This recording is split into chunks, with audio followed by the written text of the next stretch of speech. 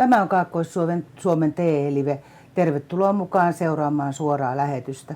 Ja pahoittelut kovasti tuosta viivästyneestä alusta. Tekniikka on täällä meillä ihmeellistä.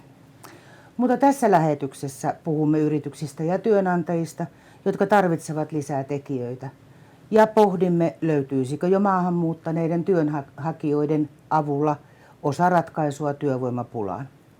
Kuulemme myös kahden yrittäjän mietteitä siitä, ovatko monikansallisen työllistämisen edut suuremmat kuin sen mukanaan tuomat haasteet, siis jos asenteet ja tahtotila on molemmin puolin kohdallaan. Vieraana aiheesta keskustelemassa täällä studiossa meillä on yrittäjä Shaho Jaff, jolla on pitkä kokemus niin yrittäjätyönantajana kuin työskentelyssä maahanmuuttajien parissa. Voit osallistua lähetykseen keskustelupalstan kautta. Osallistu, kysy ja kommentoi.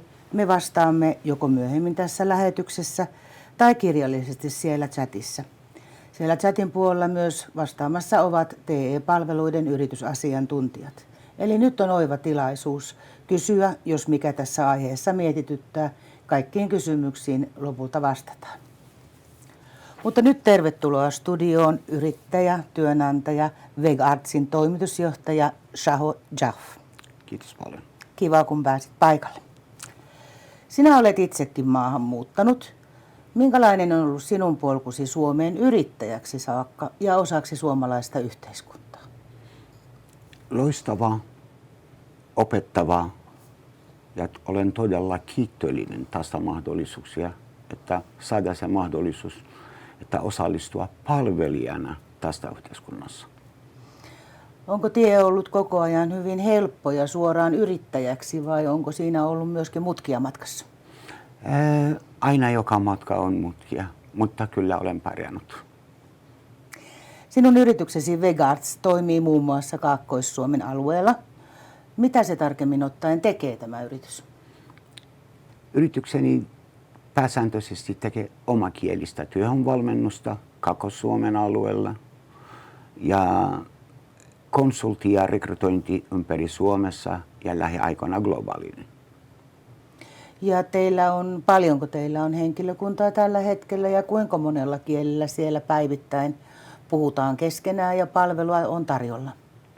Tällä hetkellä meillä on palkallista noin 10 henkilöä ja palveluja tarjotaan 20 kielillä ja lähiaikoina tavoitteena on, että laajennetaan ja ollaan 50 kielillä.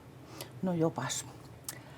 Kun sinä olet toiminut kauan yrittäjien ja maahanmuuttajien parissa, niin mitkä ovat mielestäsi tärkeimmät ensiaskeleet yrittäjälle, jos hänen yrityksensä kasvu tarvitsee lisää työvoimaa ja hän on itse halukas ja valmis palkkaamaan jo myös muualta Suomeen tulleita työntekijöitä? Kommunikaatiotaidot. Kommunikaatiotaidon avulla pystyn yhdistämään kaikkien talentit ympäri maailmassa ja käytetään kaikkien vapaa-työpaikkoja myös ympäri maailmassa. Se tarkoittaa, että välttämättä Suomessa tarvitaan kommunikaatiotaidot. Eli keskinäinen kommunikaatio tulisi molemmin puolin olla parempi mielestäsi? Kyllä.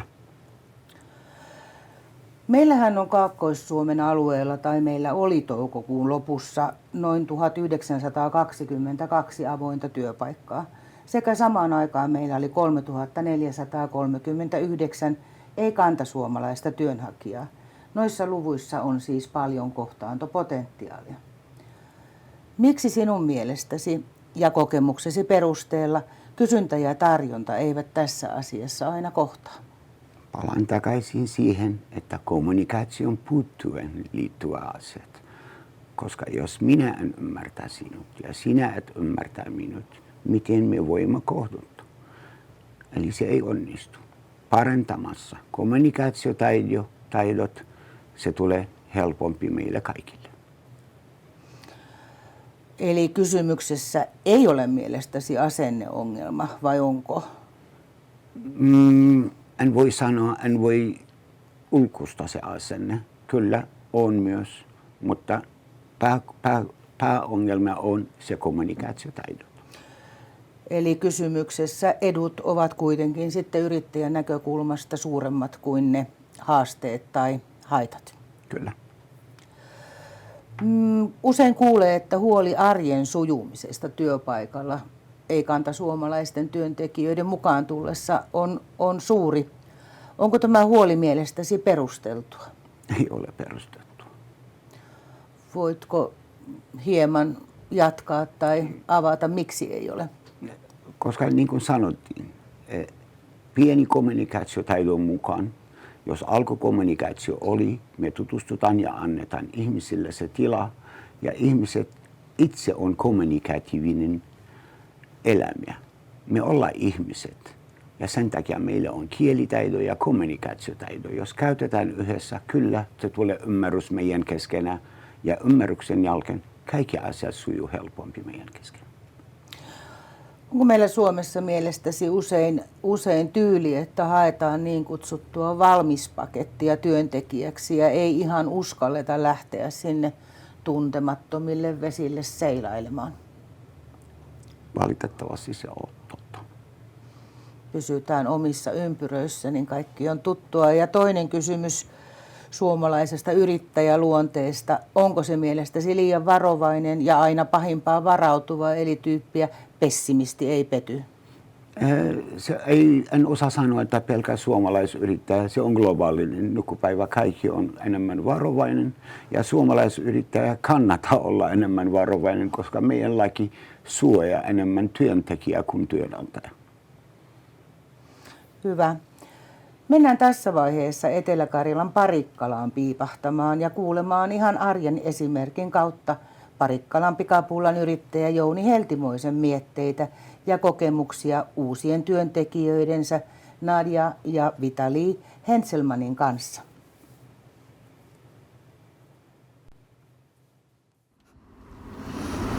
Изначально приехали в Укуниеме вот 14 месяцев назад.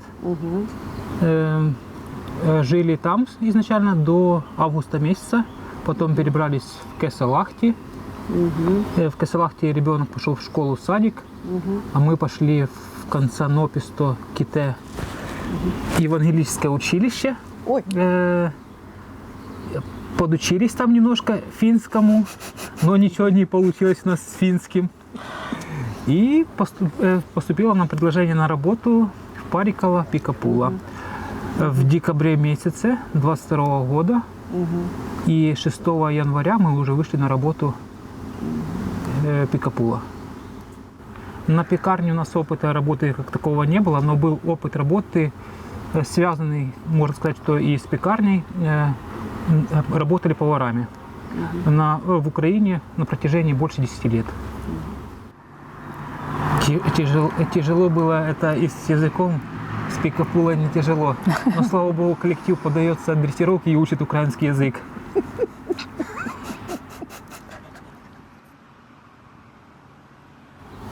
Можно, было бы желание, конечно.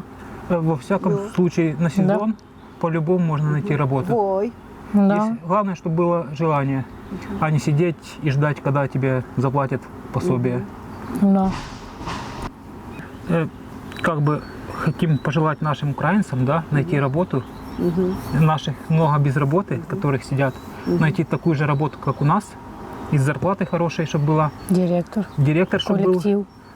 Коллектив, чтобы тоже поддавался дрессировке, учил украинский язык, потому что нам сильно тяжело с финским. Ну а так, в принципе, все хорошо. Всем удачи. Ну и чтобы закончилась война побыстрее у нас. Да. И многих, я думаю, что вернутся все-таки в Украину.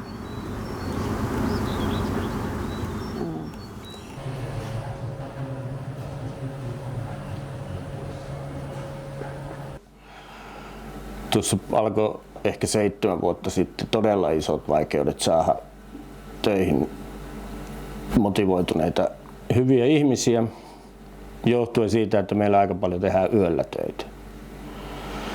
Työ ei ole itsessään ei vaadi kauheata koulutusta, että joku kokki tai voi käydä tietysti leipomoalan ammattikoulu, mutta sekään ei ole välttämätöntä, että täällä opetetaan kyllä töihin. Ja sitten tietenkin kun tämä on pieni paikka, niin täältä ei vaan ole otettavissa niin helposti sitoutuvia ihmisiä töihin. Eli nuorimmat ihmiset lähtee täältä, hyppää junaa ja lähtee etelään. Meillä on todella isoja vaikeuksia, mutta onneksi tänne nyt on sit muuttanut vähän niin kuin lähinnä Venäjältä aluksi, niin heitä saatiin muutamia. Ja sitten suomalaisia on saanut silleen, että on soittanut ihmisille kotiin, että voitko tulla töihin. Ja nyt sitten oli vuosi sitten suunnilleen, niin oli puhetta tuttavan kanssa, että Kesälähdelle on tullut pakolaisia Ukrainasta ja on kuullut, että näissä marjatiloilla on ollut niitä aikaisemminkin kesätöissä, että he on kovia tekemään töitä ja ovat motivoituneita ja tykkäävät niin kuin Suomesta muutenkin. Ja sitten talvella otin yhteyttä Kesälahden sinne pakolaiskeskukseen ja sitä kautta sitten kysyin, onko siellä leipomoalan ammattilaisia tai kokkeja, ja sitten oli kokkipariskunta saatiin meille töihin. Tämä kielitaitokysymyshän on niinku sellainen, se on sitten sama, että kun etsitään sitä suomalaisia työntekijöitä ja niitä kun ei löydy, niin se on sitten ongelmista ehkä pienin. Siinä mielessä, että me on niinku, etenkin nyt mitkä meille on tullut, niin ne on kyllä niin hyviä tyyppejä ja kovia tekemään töitä, että se kielitaito tavallaan tulee siellä sivussa sitten. Minä en kyllä kauheasti nähnyt mitään isoja haasteita siis näiden ihmisten palkkaamisessa. Mutta niin kuin sanoin, että meillä on aikaisemmin ollut venäläisiä joitakin töissä ja joitakin thaimaalaisia. Me on hyvin tottunut siihen, että on erilaisia ihmisiä töissä. En nähnyt kyllä. Totta kai siis pankkitilien ja tällaisen sen aloituksessa, niin se vaatii sitä, että heidän kanssa keskustellaan kohtalaisen säännöllisesti, että heillä on asiat hyvin. Niin kuin jos puhutaan kotouttamisesta, niin vähän niin kuin sitä asiaa, että lapset saadaan päivähoitoon ja kouluun, ja että miten järjestellään työvuorot, kun he on pariskunta, ettei sitten lapset jää yksin ja niin poispäin. Ja sitten, että heillä olisi kaikki hyvin täällä näin. Että kun nyt keskustellaan siitä, että tänne ei pitäisi tuoda kolmansista maista ihmisiä, niin minusta semmoinen on ihan turhaa keskustelua siinä mielessä, että pakkohan tänne on saada siis jotakin ihmisiä tekemään näitä ihan tavallisiakin töitä. Jos se tilanne on niin kuin yhtä vaikea kuin meillä, että se estää jo kasvua ja se, että saat tehtyä niin paljon tuotteita kuin asiakkaat ostaisi, niin kyllähän silloin pitää tehdä kaikkensa, että saa ihmisiä töihin. Niin tässä tapauksessakin niin tämä oli oikeastaan ainut vaihtoehto.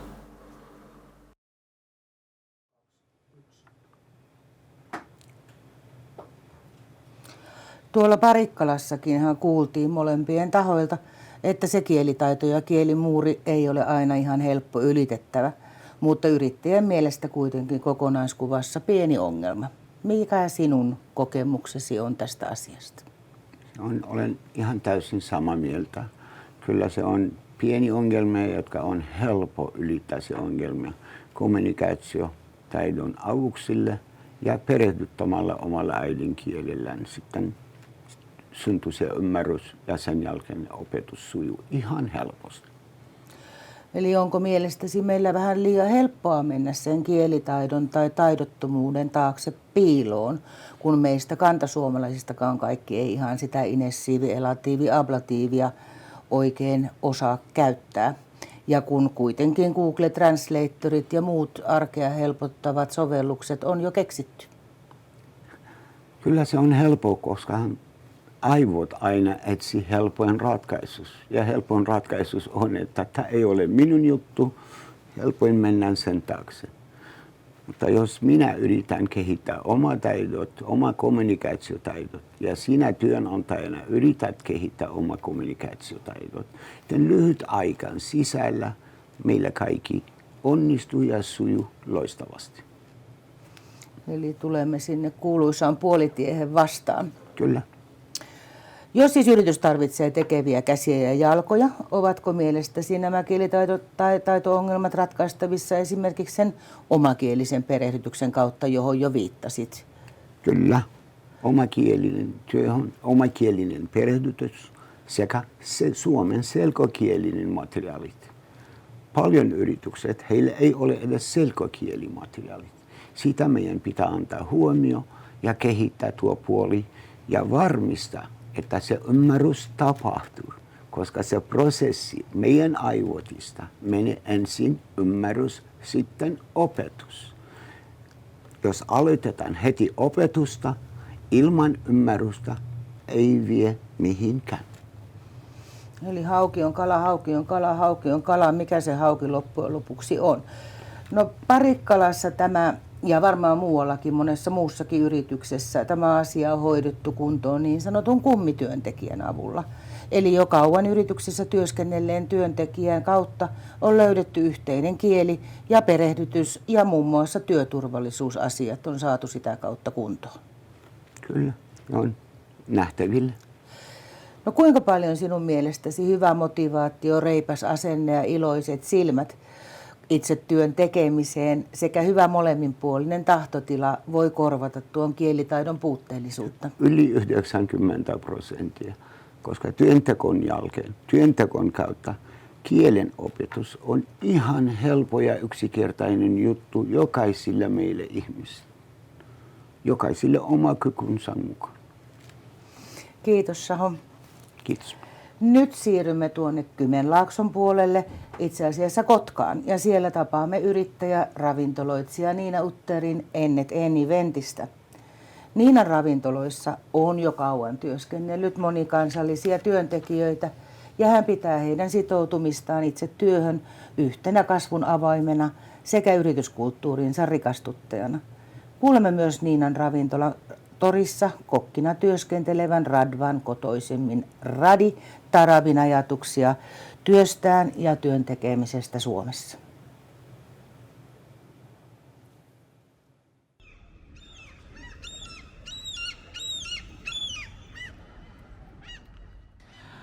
Meillä tuli ensimmäisiä työharjoittelijoita, olisiko ollut joskus 6 vuotta sitten, ja totesi, että maahanmuuttajien ja monikansallisten ihmisten kanssa on ihana tehdä töitä, koska se tuo hirveän paljon sisältöä niin kuin omaa elämää ja siihen työyhteisöön. Mä saan elää niin kuin aika paljon sellaista iloisempaa elämää myös niin kuin työnantajan roolissa, että on niin mielenkiintoisia kohtaamisia, erilaisia kulttuureja ja kyllähän se työtahti on hyvin toisenlainen kuin ehkä meillä perisuomalaisilla, että kyllä sieltä se ahkeruus ja semmoinen tulee ja kunnioitus työtä kohtaa aika lailla eri tavalla kuin suomalaisessa kulttuurissa. Meille on tullut toki niin kuin ammattiopistojen kautta työharjoittelua, ja mun mielestä paras palkinto sit työharjoittelusta on monta kertaa se, että sitten saa sen työpaikan ja jäädään töihin. Meidän maahanmuuttajataustaiset ihmiset on tullut meille hakemalla töihin, ihan hakemuksia laittamalla työharjoitteluiden kautta. Ja sitten tietenkin näiden ihmisten, ketkä mä oon saanut yritykseen töihin, niin sitten heidän tutut ja ovat kuulleet, että hei, hae sinne, että siellä on hyvä meininki ja näin. Kielihän on aina vaikea asia varmasti niin kuin sillä monikulttuurisellakin ihmisellä. Ensinnäkin suomalaista puhuu kauhean nopeasti, että eihän meitäkään hirveän helppoa ymmärtää, mutta ihmisillä, ketkä on tullut esimerkiksi nyt ukrainalaisista, jos puhutaan, niin ei ole välttämättä ollenkaan mitään yhteistä kieltä. Niin meillä on tosiaan niin kuin moninaisia kieliä meidän yrityksessä, että onneksi on ollut niitä ihmisiä, esimerkiksi venäläisiä, jotka pystyy sitten venäjän kieltä käyttämään, mutta ihan sitten Google Translator, niin äärimmäisen hyvä tapa kommunikoida. Ja sitten elekieli on aika semmoinen voimakas tapa, ja tietenkin ravintola-alasta, kun on kysymys, että hyvin paljon pystyt näyttämään niin kuin sitä työtä ja muuta. Se on ollut ehkä semmoinen haaste, että mä pystyn sen työsopimuksen kertomaan työntekijälle. Että hyvin usein sit me tehdään niin, että olisiko mahdollista, että käytät tämän tulkilla tai otat selvää sun työoikeuksista ja sä saat niinku sen, että mitä se sopimus, mitä siinä sanotaan. Et se on ollut semmoinen haaste, miltä mä toki toivoisin niinku ehkä työnantajapuolelle pikkusen tukea.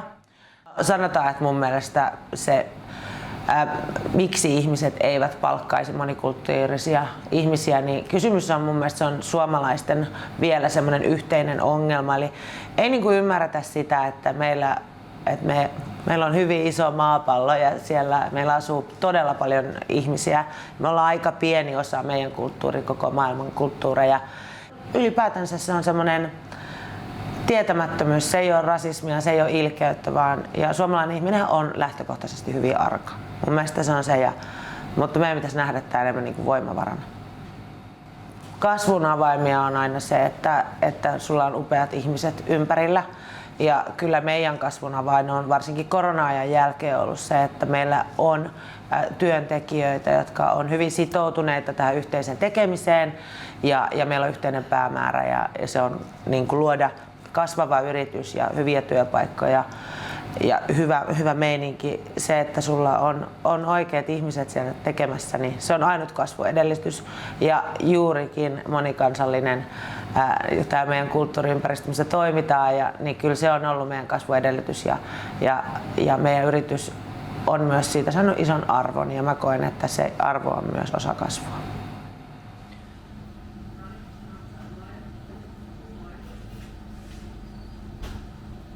Aloitin täällä töihin melkein 2 vuotta sitten heti kun avattu täällä paikka. Olin Niinan kanssa Vaukussa vuosi ennen kuin tämä paikka on avattu. Ja pikkuhiljaa mä opin vielä enemmän ja enemmän lisää tästä kulttuurista, ruoat, kulttuuri ja kaikki asiat, mitä täällä mä voin pärjää enemmän hyvin. Mä olen kokeillut kokkin töitä, eli esimerkiksi Turkissa, Syyriassa ja myös Kreikassa. Ja Niina kuuli minusta, että minä olen hyvä kokki, että mä teen kavereilta koko ajan ruoat ja ne kehuvat koko ajan mun ruoasta. Ja sen jälkeen Niina, kun päätä, että haluaa avata paikan, hän sanoi mulle, että mä haluan työntekijä, tuletko mulla täällä töihin, jos mä avaan. Mä sanoin hänelle, katsotaan, että kun avaat, sit soitat mulle ja sit me sovitaan. Sitten Niina tuli mulle ja me lähetti kahvilla, me puhuttiin, sovitti kaikkia ja sitten me avattiin täällä ja mä aloitin. Ero on vähän tuo aika, mitä mä huomannut, että on tosi eroa, että täällä 8 tuntia per päivä tai 40 tuntia per viikko. Ja esimerkiksi Syyriassa ei ole näin tai Turkissa ei ole näin, se on enemmän pidemmät päivät. Eli 12 tuntia, 11 tuntia, joskus 14 tuntia. Täällä Suomessa se on vähän lain mukaan, että ei saa tekee koko ajan tällaiset asiat. Mä haluan kysyä enemmän, kun mä en osaa tää lakin asiat ollenkaan. Ja aina mä kysyn Niinalta, mä kysyn kavereilta kaikki, mitä täällä pitäisi tehdä, mitä mun pitäisi tehdä täällä, koska mä en ymmärrä mitä. Kun olen lapsena, mä oon miettinyt, tai mun unelma oli, että mä haluan mennä johonkin paikkaan, missä ei ole ihmisiä. Ja missä ei ole niin kuuma, kun mun oma maa on tosi kuuma. Ja kun mä tulin täällä Suomeen, se oli ihan mulla surprise. Mä en miettinyt, tai alusta mä en tiedä mitä on Suomi. Sen jälkeen kun mä tulin Suomeen, se oli ihan kylmä ja ei ole paljon ihmisiä. Se oli mitä mä toivon oikeesti. Mä otan ilma sisään ja sen jälkeen mä hengitän hyvin ja mä sanon, ihana päivä.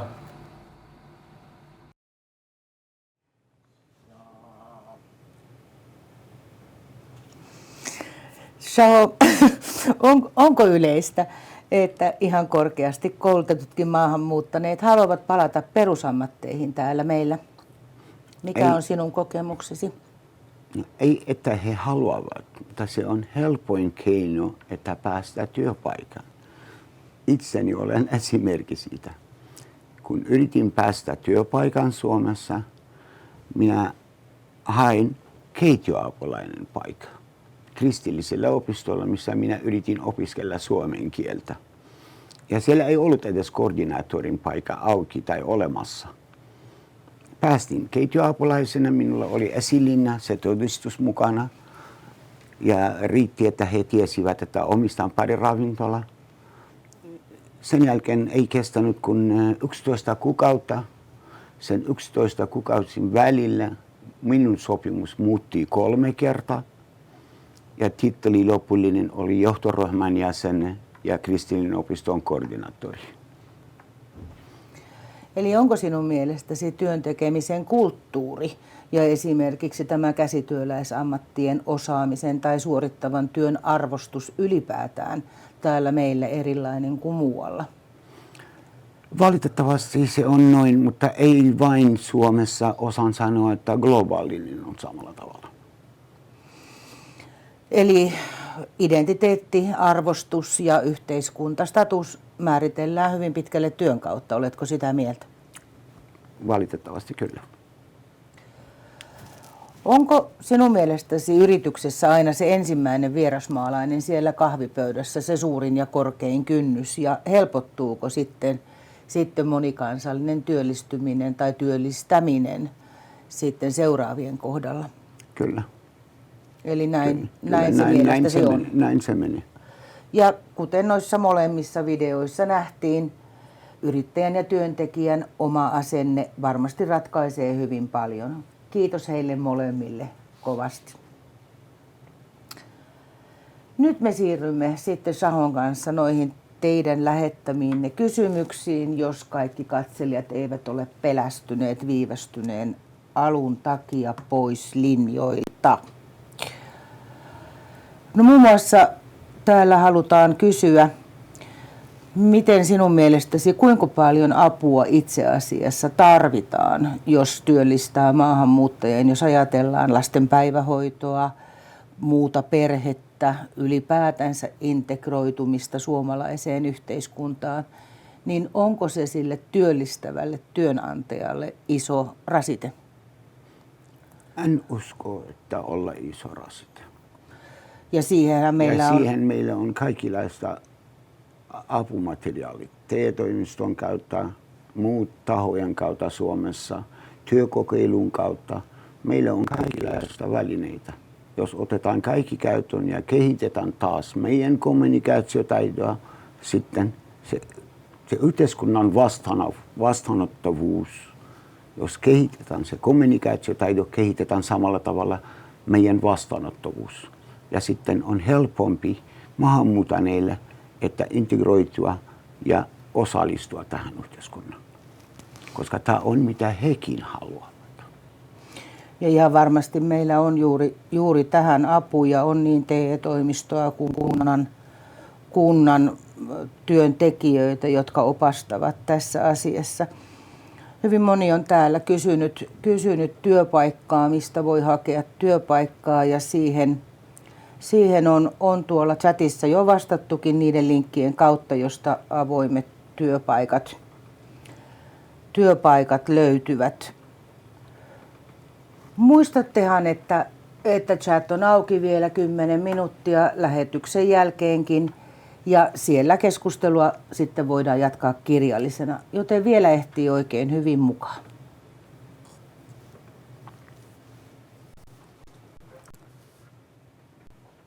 Shao, miksi sinun mielestäsi monikulttuurinen työllistäminen on meidän kaikkien etu?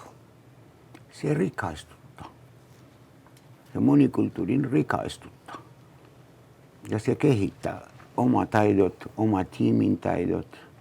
Meidän tiimissä on virolaiset, venäläiset, ukrainalaiset, somalilaiset, minä, englantilaiset taustalla, indialaiset taustalla. Ja mitä meille on annettava, se on se yhdistelmä. Tämä on monikulttuurisuus. Kiitos Shao oikein paljon keskustelusta ja kiitos kattavista vastauksista. Kiitos teillekin. Kiitos paljon. Monikansalliseen työllistämiseen ja siihen liittyviin kysymyksiin saat neuvoja ja opastusta TE-palvelujen yritysasiantuntijoilta sekä Work in Finland yrittäjille tarkoitetun neuvontalinjan kautta. Heille yhteystiedot näkyvät nyt ruudulla sekä löydät ne sieltä chat-kentästä. Täällä Kaakkois-Suomessa myös kaupunkien kehitysyhtiöt Kinno, Kursor, Virma ja Kehy auttavat mielellään. Joten ota yhteyttä, älä jää yksin pohtimaan. Neuvoja ja apuja löytyy kyllä. Uusi ulottuvuus voi tosiaan olla uusi mahdollisuus. Tässä oli Live-osuutemme. Tällä kertaa pahoittelut vielä vielä tuosta myöhäisestä alusta, joka johtui teknisistä ongelmista. Mutta kiitos kaikille, jotka jaksoitte odottaa, ja kiitos keskusteluun osallistujille. Kiitos Parikkalan pikapullan ihanille pullantuoksuisille leipureille ja Kotkaan ravintola Torin koko iloiselle väelle. Pitäkää huoli ja nähdään ensi kerralla. Heippa!